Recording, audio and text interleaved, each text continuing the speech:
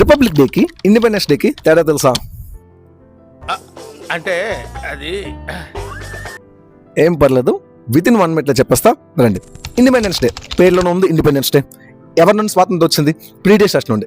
But ఇక్కడ problem ఏంటంటే రాజ్యాంగం అప్పటికి లేదు. స్వాతంత్రం వచ్చిన వెంటనే మన దగ్గర రాజ్యాంగం లేదు. Still we are under the dominion status of British, కొంత బ్రిటిషర్స్ కింద ఉన్నట్టే. సో ఈ ప్రాసెస్ లో మనం రాజ్యాంగం రాసుకోవడం మొదలు పెట్టాం.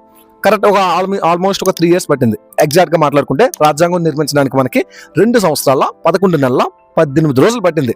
అంటే మన రాజ్యాంగం ఫైనల్ డ్రాఫ్ట్ ఎప్పుడు వచ్చింది, దాన్ని ఎనాక్ట్ ఎప్పుడు చేస్తాం మనం?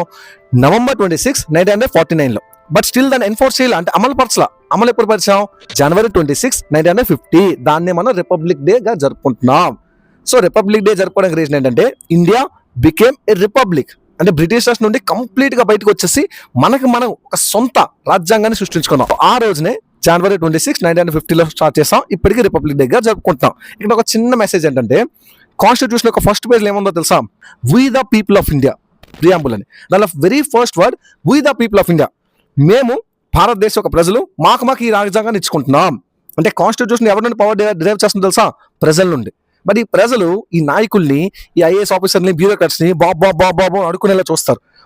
పవర్ వాళ్ళు లేదు, వాళ్ళకి రాజ్యాంగం పవర్ ఇస్తే ఆ రాజ్యాంగం పవర్ ఇచ్చింది మనం. సో ఈ పవర్ని గుర్తిద్దాం. Happy republic day.